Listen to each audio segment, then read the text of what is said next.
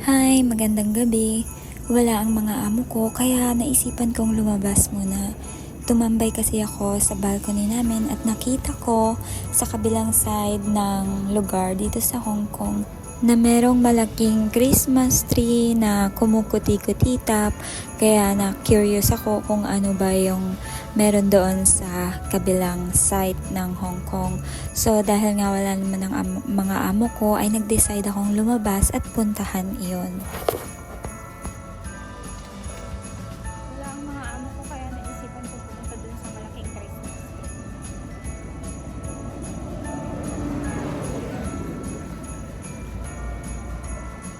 Andito ako ngayon sa labas, malapit sa Chimchachoy. Naglakad ako mula sa amin hanggang dito.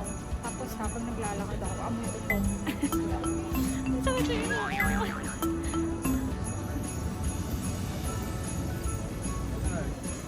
Sobrang dami ng tao. Nagkamali ata ako ng desisyon na umalis. Mula kasi sa bahay namin hanggang dun sa pupuntahan kong malaking Christmas tree na tanaw sa balcony namin, kailangan kong mag-travel ng mga between 20 minutes to 25. Para makarating ako doon, kailangan kong sumakay ng MTR o kaya naman ay sasakay ako ng ferry.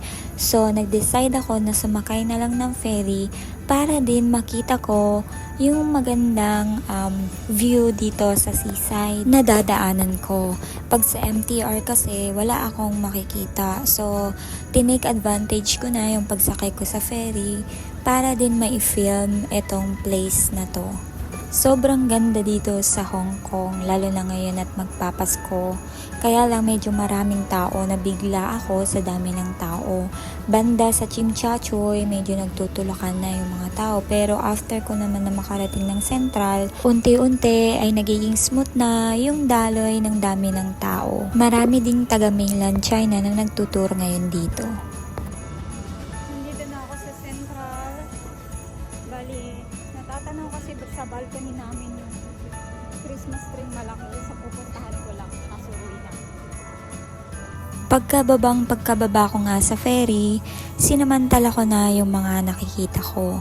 Finilm ko na siya at saka nag-start na ako mag-vlog para din naman hindi masayang yung paggagala ko. Yung pupuntahan ko po ay lalakarin ko lang siya ng mga about 20 minutes kasi park kasi siya na pwede kong lakarin. Pwede din naman sumakay pero dahil nga marami naman akong magagandang nakikita dito sa dinadaanan ko, bali nilakad ko na lang siya.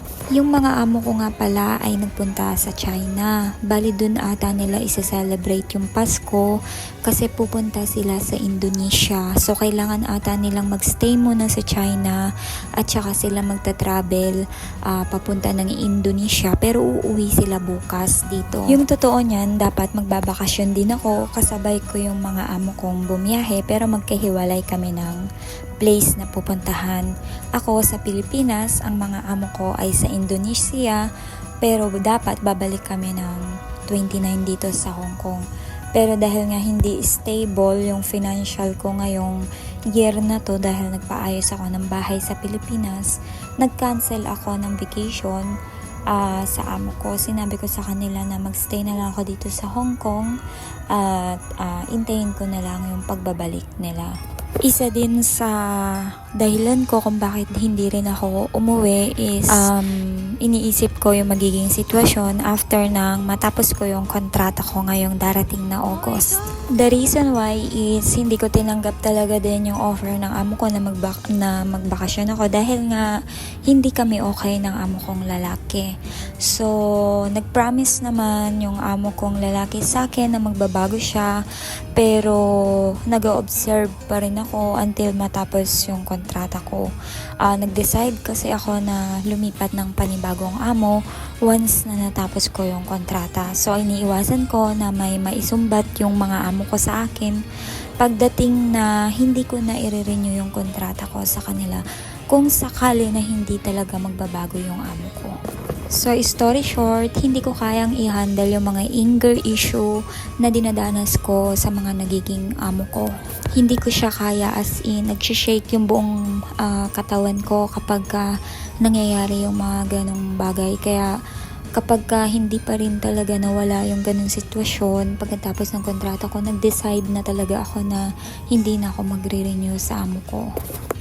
I still believe na darating ang panahon na mahanap ko rin yung kamatch kong amo. Kailangan ko pa rin isalba yung mental health ko para din kahit paano ay maging maayos yung takbo ng buhay ko in the future. Anyways, malapit na ako doon sa place na pupuntahan ko. Mga 15 minutes ko na lang siyang lalakarin at mararating ko na yung malaking Christmas tree na nakikita ko sa balcony. Sobrang na-excite ako kasi nga, gaya nga po ng sabi ko sa inyo, first time kong lumabas ng gabi ng Noche Buena. Kaya na-excite ako dun sa mga nakikita ko kasi kahit paano parang nare-relax yung isip mo dun sa mga ilaw ba na kumukuti-kutitap. So nakarating na nga ako dito sa malaking Christmas tree at nakita ko yung mga ilaw na katabi ng Christmas tree. Ang nakakalungkot, hindi ko siya pwedeng pasukin. Kailangan ko magbayad ng mga amount of 300 para ma-explore ko yung loob.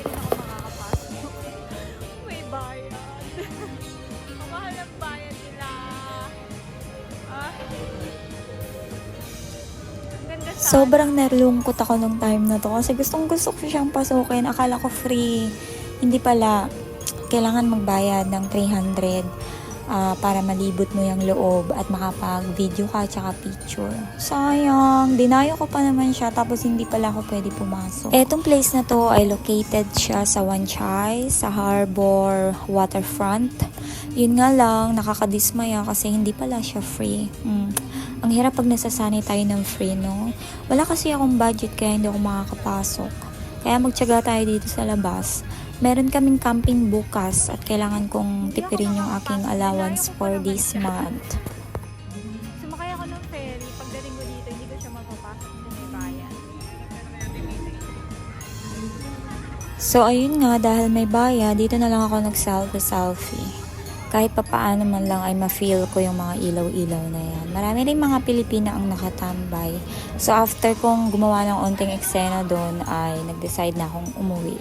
Kasi wala naman din akong mapapala. Kaya ito, nag-intay ako ng ferry, papauwi. Alam niyo ba na bago ako umalis, nahihilo na ako. Tapos parang hindi ko na kayang tapusin yung vlog ko. Nasusuka na ako. Lalo akong nahilo. Yung sari-saring amoy ba, hindi ko kaya.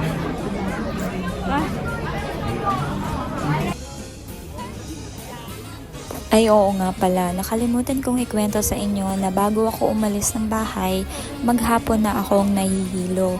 Inatake ako ng migraine. So, maghapon din ako nagpahinga. Pagkaalis ng mga amo ko, nagpahinga muna ako. Tinry ko na i-settle down muna yung sarili ko. And then, napaupo nga ako sa balcony namin. At pag upo ko, natanaw ko yung malaking Christmas tree. Kaya ako napunta dito sa place na to. Pagpunta ko naman, ay wala naman akong napala. Kaya ito, pabalik na ako pauwi. At sa hindi na naman inaasahan, sobrang dami ng tao. Nasusuka na ako kaya nagmamadali na ako. Nahilo ako dun sa sari-saring amoy.